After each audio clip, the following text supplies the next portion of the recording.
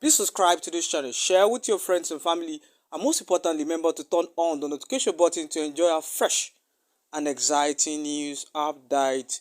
Thank you. Of those things that factored into the slowdown of the implementation of the Siemens agreement. That was 2 years gone.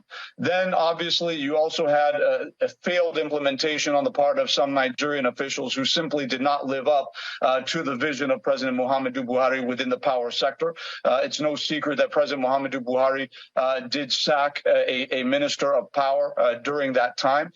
These were some of the challenges without going too deep into the past. It's safe to say that it was not well implemented. It's safe to say that there were a lot of factors as to why it didn't work out. But we are forward-looking. We're not making excuses. Under the leadership of President Bola Tinubu, what has happened is that in the last within the last 2 to 3 months, the German Chancellor and the Nigerian President have met on 4 different occasions.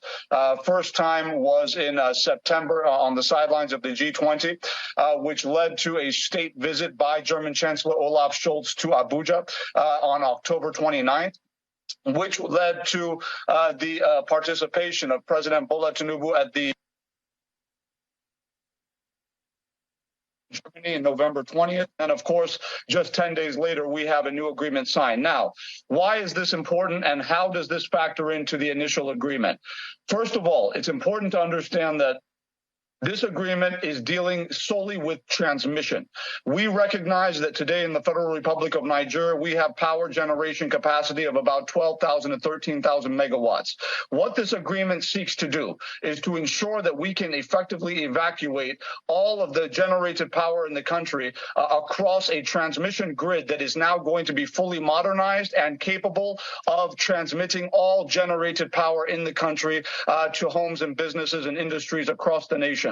So that is what this agreement deals with. Now, this agreement is the first phase of the other phases of the agreement. Now, this first phase is dealing with transmission. It is timed for 18 to 24 months. I want to be clear about this. 18 to 24 months. We expect that the transmission grid, based on this agreement, will now have end-to-end modernization with all Siemens supplied and inculcated products, meaning that they're not only going to supply the substations and the 11,000 kilometers worth of power lines, et cetera, but they're also going to be installing their infrastructure. So it's a yeah. If I may jump in quickly, let me ask you. So what it then means is that the Siemens deal will deliver to Nigeria an added 12,000 megawatts. Is that right? No, this phase of the agreement does not add 12,000 megawatts that does not currently exist. That is not what it does. What it does is the current power generation capacity in Nigeria today, not yesterday, not tomorrow, today is 12,000 megawatts. We have the capacity to generate 12,000 megawatts in Nigeria today. The issue has been about stranded power and the inability of all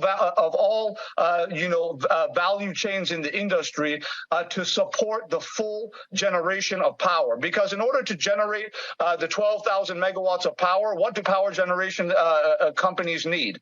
They need gas, right? So in order to buy gas, you have to have money. How do you make money as a power generation company? It's going to be from the sale of the power generated to the distribution companies through the transmission grid, right? Allowing them to pay the generation companies for generated power that they're supposed to be distributing into the homes and businesses of Nigerians. When they are not able to do so as a result of failing infrastructure in the transmission and distribution side of the industry, what that means is that the power generation companies don't have the funds they need to buy the gas they need to buy in order to get to the capacity that they're capable of getting to, which is 12 to 13,000 megawatts of power today.